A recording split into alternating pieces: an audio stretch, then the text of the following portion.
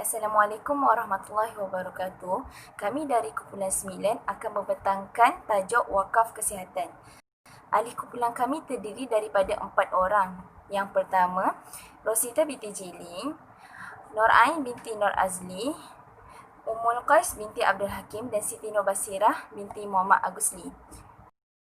Saya akan menerangkan sedikit tentang pengenalan wakaf. Seperti yang kita tahu, wakaf ni bertujuan untuk mendekatkan diri kepada Allah. Ia merupakan satu ibadah yang mendekatkan diri kepada Allah. Satu ibadah murni yang diperkenakan oleh Islam mendahului masa pengenalan sistem endowment, iaitu skim tabung pelajar, dan filantropi, iaitu skim kesejahteraan sosial di Barat. Wakaf ni bukan sahaja untuk tujuannya beribadah, tapi dia untuk bagi memenuhi keperluan umat sejagat. Baiklah, saya akan menerangkan peranan hospital Islam. Sebelum asimilasi peradaban Islam, terdapat tempat bagi rawatan orang sakit yang diusahakan oleh padri. Selepas kedatangan orang Islam dekat sini, pemerintah Islam telah menubuhkan hospital bagi semua golongan, sama ada kaya ataupun miskin, bagi sesiapa yang ingin mendapatkan rawatan hospital. Pemerintah dan masyarakat Islam tanpa mengira kedudukan telah membelanjakan harta mereka untuk jalan kebajikan dan mendekatkan diri kepada Allah. Jadinya, selepas kedatangan Islam, terdapat hospital wakaf yang boleh diberi rawatan kepada sesiapa sahaja, tak kira Muslim ataupun bukan Muslim. Seterusnya, sumbangan hospital Islam. Hospital yang dibangunkan oleh Al-Walid Ibnu Abdul Malik, iaitu kerajaan Khalifah Uthmaniyah, merupakan hospital pertama yang dibangunkan di Damsyik dengan pembiayaan Baitul Mal. Hospital ini digunakan untuk para pesakit sama ada miskin, kaya, Muslim dan bukan Muslim. Penubuhan hospital terawal di Baghdad diasaskan oleh Harun Ar-Rasyid dan diteruskan dengan penubuhan hospital yang lain, antaranya Ali bin Isa. Dan Hospital Al-Muqtadir yang dibina oleh Khalifah Al-Muqtadir pada 305 Hijrah 918 Masihi atas nasihat Sinan Ibn Thabit. Seterusnya, Al-Wair bin Isa pernah mengarahkan hospital bergerak digunakan untuk merawat mereka yang berada di kawasan pendalaman dan tidak terdapat doktor. Tujuan hospital bergerak ni dia memudahkan lagi urusan masyarakat pendalaman yang sakit untuk diberikan rawatan secepat mungkin. Seterusnya, Sultan Nur ad-Din Al-Zanji telah membina hospital pada 570 Hijrah di Damsyik, Syria. Manakala di Mesir pula, hospitalnya telah dibina oleh Ahmad Tulan pada 261 Hijrah. Assalamualaikum warahmatullahi wabarakatuh. Nama saya Rosita binti Jiling daripada kelas divisi W2L. Bernombor matrik divisi 202025314. Okey, baiklah, di sini saya akan menerangkan tentang sumber pembiayaan hospital Islam. Hospital di zaman pertengahan Islam terbuka kepada semua golongan tanpa mengira jandina, umur, agama dan kekayaan.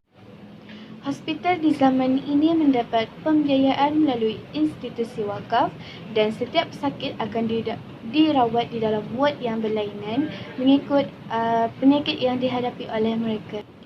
Terdapat juga hospital khas yang merawat penyakit mental. Sistem wakaf yang dimulakan oleh Seljuk dan diteruskan pada zaman Uthmaniyah telah menjadi satu tradisi.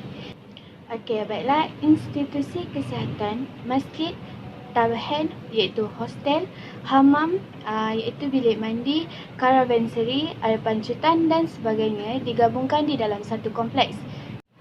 Sumber pembiayaan kompleks ini melalui pendapatan dari sewaan yang dikenali sebagai akar. Pembinaan Darussyifah ditubuhkan sebagai institusi kebajikan oleh isteri-isteri pemerintah. Mutawali dipertanggungjawabkan untuk menguruskan institusi tersebut.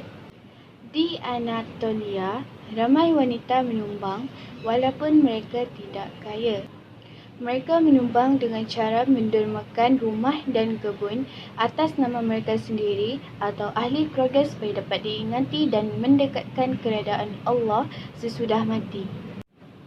Wanita yang berwakaf bukan sahaja daripada golongan istana, malah wanita daripada golongan rakyat jelata juga sering melakukan aktiviti pewakafan. Oleh itu, peranan wanita dalam menyumbang kepada pewakafan tidak boleh diabaikan. Okey, sekarang kita akan beralih kepada jenis perkhidmatan hospital Islam. Jenis perkhidmatan hospital Islam punya 6, iaitu hospital penyakit mental, hospital kusta, hospital penjara, hospital bergerak yang dikenali sebagai mobile hospital, hospital kecemasan, hospital pengajaran atau pendidikan yang lebih kepada perubatan. Okey, baiklah, saya akan menerangkan tentang hospital penyakit mental. Kepentingan untuk menjaga akal merupakan sesuatu yang penting dalam kehidupan seorang Muslim kerana ia termasuk dalam salah satu maqasid syariah. Pesakit mental perlulah diasingkan daripada pesakit yang lain supaya tidak memberikan kemudaratan kepada orang lain. Para doktor dan para pakar perlu mengetahui bahawa mereka perlu diberikan penjagaan yang khusus dan lebih istimewa daripada pesakit biasa. Okey, seterusnya ialah hospital kusta. Hospital ini dibina khas untuk pesakit yang menjalani rawatan pesakit kusta dan pesakit ini dikuarantinkan daripada pesakit yang lain agar tidak berjangkit. Hospital penjara pula ialah Islam mengambil berat tentang memberikan layanan yang adil dan sama rata kepada semua manusia termasuklah banduan yang berada di penjara. Hospital bergerak pula ialah para khalifah Islam dan para sultan telah memberikan perhatian yang berat tentang hospital bergerak dan mereka membekalkannya dengan segala kemudahan, ubat-ubatan, makanan dan minuman untuk para pesakit. Hospital ini penting kepada mereka yang mengerjakan kewajipan ibadah haji di Mekah dan tempat-tempat yang lain. Perkhidmatan dalam bentuk karavan ini disediakan untuk membantu mereka yang cedera dan memerlukan perjalanan yang mengembara. Okey, baiklah, kita beralih kepada pusat kecemasan. Pusat rawatan kecemasan ini didirikan di tempat-tempat yang sering menjadi tempat orang ramai berkumpul seperti masjid. Pusat ini dijalankan oleh para doktor dan pakar ubat untuk merawat orang-orang sakit dan orang-orang yang tercedera. Dan akhir sekali ialah hospital pengajaran atau pendidikan khususnya untuk perubatan. Hospital-hospital Islam bukan sahaja merupakan tempat rawatan semata-mata tetapi merupakan institusi pengajaran pendidikan untuk mengajar dan melatih para pelajar perubatan. Setiap hospital mempunyai dewan kuliah yang besar sebagai tempat perbincangan antara pelajar dan doktor. Lawatan ke satu ward ke ward pesakit yang lain juga merupakan sebahagian daripada latihan kepada para pelajar. Okey, seterusnya saya akan menerangkan ciri-ciri hospital dalam tamadun Islam. Orang Islam telah memainkan peranan dalam pembinaan hospital pertama yang canggih dan mengagumkan.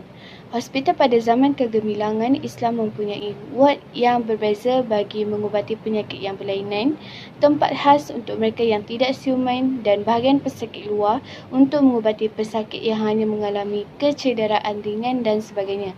Sekarang kita akan beralih kepada ciri-ciri hospital dalam tamadun Islam. Yang pertama, terbuka. Yang kedua, ward dan jururawat yang berbeza. Seterusnya, rekod pesakit, bilik mandi dan penyediaan air, doktor bertauliah, peraturan perubatan, sekolah perubatan, penglibatan pemerintah dalam pembinaan hospital, pembiayaan yang mencukupi untuk menjalankan operasi hospital dan upahan doktor. Baiklah, saya akan menerangkan tentang ciri yang pertama iaitu terbuka. Hospital ini menerima semua orang tanpa mengira warna kulit, agama atau latar belakang. Para doktor bekerja hanya untuk kesejahteraan pesakit. Yang seterusnya, ward dan jururawat yang berbeza. Memisahkan ward pesakit lelaki dan ward pesakit wanita. Jururawat perempuan menjaga pesakit perempuan dan jururawat lelaki menjaga pesakit lelaki. Yang seterusnya, rekod pesakit. Hospital menyimpan rekod pesakit dan rawatan yang diterima oleh pesakit. Seterusnya, bilik mandi dan penyediaan air. Sihat atau sakit yang merupakan kewajipan bagi mereka untuk menggunakan solat. Oleh itu, pihak hospital perlulah menyediakan air yang bersih dan fasiliti bilik air kepada pesakit dan kaki tangan hospital. Dan selain itu juga doktor bertauliah.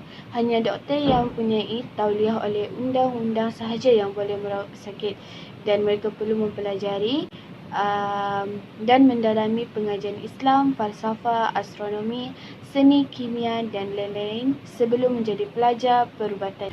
Bagi peraturan perubatan pula, peraturan yang digubal perlu dipatuhi bagi memastikan para doktor tidak menipu pesakit ketika mengendalikan ubat-ubatan. Okey, baiklah, kita beralih kepada sekolah perubatan. Hospital bukan sahaja untuk merawat pesakit, tetapi untuk mendidik pelajar perubatan, pertukaran ilmu, pengetahuan tentang perubatan. Terdapat perpustakaan yang menempatkan buku terkini perubatan, bilik untuk para pelajar dan pensyarah untuk membincangkan, dan perumahan untuk pelajar dan kaki tangan. Penglibatan pemerintah dalam pembinaan hospital. Khalifah telah membina hospital yang indah dan hebat bagi tujuan keagamaan, iaitu Islam telah menganjurkan bahawa wang yang digunakan untuk kebajikan adalah pelaburan yang baik untuk hari pembalasan. Bagi tujuan politik pula, ini menunjukkan bahawa pemerintah menunjukkan mengambil berat akan hal ehwal rakyat. Walau apapun motif pemerintah, semua rakyat mendapat manfaat kelebihan daripada pembinaan hospital. Pembiayaan yang mencukupi untuk menjalankan operasi hospital. Pemerintah mempunyai dana khas untuk menjalankan operasi hospital, iaitu sistem wakaf. Sumbangan wakaf daripada orang ramai digunakan untuk membiayai dan menyelenggara hospital, masjid dan sekolah. Dan akhir sekali ialah upah doktor. Doktor berhak mendapat bayaran upah sebagai balasan kerjanya merawat pesakit. Orang Islam diperintah supaya tidak menganiayai sesama insan, dan para doktor hendaklah melakukan tugas dengan sebaiknya. Assalamualaikum warahmatullahi wabarakatuh. Nama saya Ummu Qais binti Abdul Hakim, bernomometer DPZ 2020-24-998. Saya akan sambung bahagian slide sumbangan wakaf dalam penjagaan kesihatan kontemporari bahagian Hamrad Laboratories Wakaf Bangladesh 93. Ia ditubuh pada tahun 1953 ke 1952. Dan Ahmad Muhammad Al-Yusuf Rum Bayian merupakan pengasas Hamrad Bangladesh. Dia juga memberi manfaat kepada pemberi preskripsi secara percuma kepada pesakit, dan juga dia juga mengiktirafkan amalan menggunakan ubatan herba di Bangladesh dan menjadikan persumbangan antara perubatan tradisional dan perubatannya perawatan kesihatan dan ubatan tidak dikenakan bayaran kepada mereka yang miskin. Ini kerana di sana terdapat golongan yang tidak mampu membayar perubatan yang mereka dah alami, sebab mereka tidak mempunyai wang yang secukupnya. Jadi Hamrad Laboratories Bangladesh 93 ni memberikan peluang kepada untuk golongan yang miskin. Seterusnya, ubat-ubatan diberikan kepada mereka secara percuma pada hari Jumaat daripada pusat perubatan sendiri dan klinik bergerak. Seterusnya, Hamrad dedikasi untuk berbakti kepada ummah dengan menyembuhkan penyakit dan menyebarkan ilmu untuk membantu meringankan beban dalam kehidupan dan menghilangkan kesusahan manusia. Slide seterusnya, sumbangan wakaf dalam penjagaan kesihatan kontemporari bahagian Islamic Relief. Islamic Relief ia memberi membasmi kemiskinan dan kesengsaraan dalam jangka yang panjang. Ini kerana penumbuhan pertama pejabat Islam Malaysia adalah di Khartoum, Sudan. Ia membina 100 buah pejabat di 40 negara seperti Pakistan, Palestin, Somalia dan sebagainya. Selain itu, membantu dalam menghadapi bencana alam, bertanggungjawab dalam membangunkan pembangunan berterusan. Islamic Relief juga membantu anak yatim, kanak-kanak dan orang dewasa yang dalam mendapatkan pekerjaan dan membina persekitaran yang baik. Ini kerana di sana mereka akan membantu bahagian pembangunan secara berterusan dalam penjagaan air, makanan, tempat perlindungan, penjagaan kesihatan, pendidikan dan dalam masa jangka yang panjang. Seterusnya, membina hospital dan klinik-klinik yang serta menyediakan alatan ubat-ubatan ambulan kepada klinik yang sedia. Menyalurkan perubatan kemanusiaan, membina semula saluran air dan fasiliti sanitasi, mengadakan program penjagaan bagi ibu mengandung, vaksin bagi kanak-kanak dan menyediakan pemeriksaan kesihatan kepada ibu dan bayi. Ini kerana untuk memastikan mereka dalam keadaan selamat dan sihat pada waktu kritikal, tanpa mengurangi kesan kepada pemerintah kerana memvaksinkan keganasan dan perubahan darah. Kaunseling dan terapi turut diberikan kepada mereka untuk memulihkan daripada trauma. Sebabkan di sana kan ada peperangan yang besar-besaran, sebagai contoh di Pakistan, Palestin yang sampai sekarang tidak dapat tidak berhenti dalam peperangan di negara mereka. Okey, slide seterusnya ialah sumbangan wakaf dalam penjagaan kesihatan kontemporari, iaitu bahagian the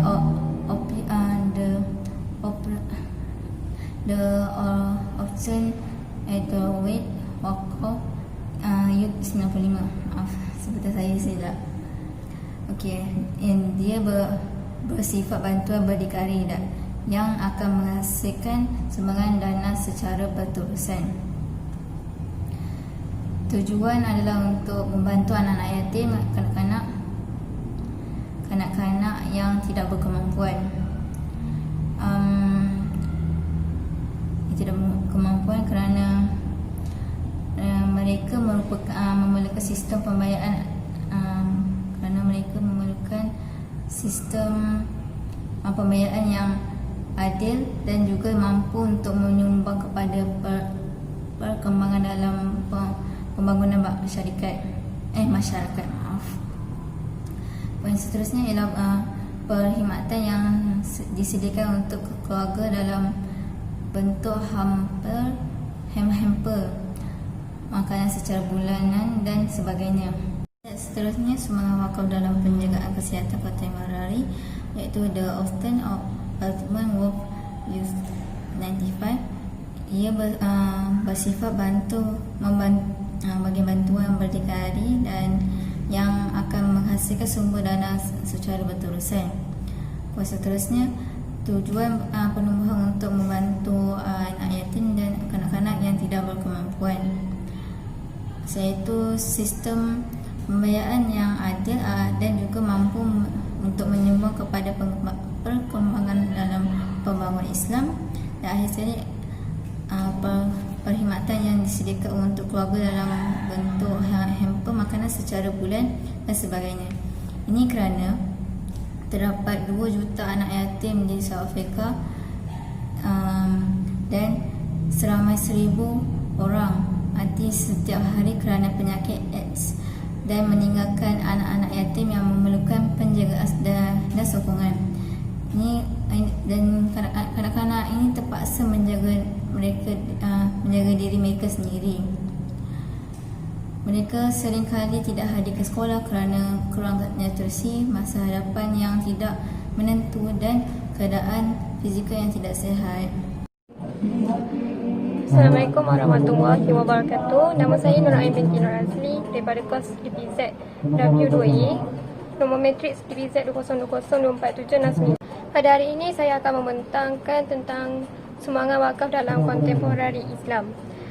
Yang keempat ialah International Islamic Charity Organisation yang dikenali sebagai IICO, merupakan sebuah badan bukan kerajaan yang menyediakan aktiviti perkhidmatan kemanusiaan. IICO memberi khidmat di seluruh dunia tanpa mengira bangsa dan juga negara. IICO menyediakan keperluan asas kepada mereka yang memerlukan seperti perubatan, pakaian, makanan dan juga tempat perlindungan. IICO membantu mereka yang memerlukan dalam pendidikan, sosial, perubatan, bantuan keamanan bencana alam, epidemik, kebuluran dan juga lain-lain. Pembangunan komuniti miskin dibantu melalui pengembangan potensi insan dan juga melalui pembiayaan sumber yang efisien dapat membantu mereka hidup secara berdikari. Pengembangan potensi insan melalui pembasihan buta huruf, pendidikan dan juga latihan. Dana wakaf yang terdapat di IICO adalah dana pendidikan, dana kesihatan, dana perkembangan, dana sosial dan juga dana wakaf umum. Dan akhir sekali ialah wakaf Selangor Muamalat. Bank Muamalat Malaysia Berhad iaitu BMBB telah bekerjasama dengan Perbadanan Wakaf Selangor iaitu PWS bagi melancarkan perkhidmatan wakaf Selangor Muamalat. PMBB bertindak sebagai ejen Perbadanan Wakaf Selangor untuk mengutip harta wakaf daripada masyarakat dan juga daripada masyarakat umum dan juga pelanggan. Hasil kutipan wakaf ini akan disalurkan kepada pembangunan pendidikan, kesihatan dan pelaburan dan lain-lain tujuan yang diluluskan oleh Jawatan Kuasa Pengurusan Bersama JPB dari masa ke semasa. Aktiviti pembangunan kesihatan adalah pembelian alatan dan juga mesin iaitu mesin dialisis dan juga ubat-ubatan. Selain itu, dana tersebut digunakan untuk pembiayaan rawatan dan juga penyelidikan. Wakaf Selangor Muamalat telah menyumbang 2 mesin dialisis yang berjumlah 80,000 kepada Pusat Hemodialisis Islam Makmur iaitu Pusat Hemodialisis Islam Makmur yang berada di Kuantan, dan juga 2 mesin dialisis yang berjumlah 76,000 di Pusat Dialisis Nur Ain yang terletak di Rawang iaitu Selangor. Pada 30 Januari 2013, Wakaf Selangor Muamalat telah memberi sumbangan peralatan perubatan kepada Hospital Sungai Buloh. Wakaf Selangor Muamalat telah menyumbang sebanyak RM45,530 dalam bentuk peralatan kesihatan seperti mesin dialisis, mesin oksigen konsentrator, kerusi roda dan pelbagai lagi. Secara kesimpulannya daripada pembentangan wakaf pada hari ini ialah wakaf merupakan salah satu amal ibadat yang dapat mendekatkan diri kepada Allah dan juga pahala tersebut akan berkekalan sehingga ke hari akhirat. Wakaf juga berperanan dalam membantu pembangunan sosioekonomi masyarakat seperti penyediaan kemudahan kesihatan, pendidikan dan juga ibadat. Pembinaan hospital Islam berdasarkan konsep wakaf perlulah diteruskan sehingga ke hari ini kerana ia menyumbang manfaat yang besar kepada masyarakat. Hospital yang dibiayai oleh wakaf telah bermula sejak daripada zaman kegemilangan Umayyah, Abbasiyah dan seterusnya sehinggalah ke hari ini. Hospital wakaf tersebut masih menggunakan sumber dana wakaf melalui sumbangan daripada orang ramai. Sekian daripada saya. Terima kasih.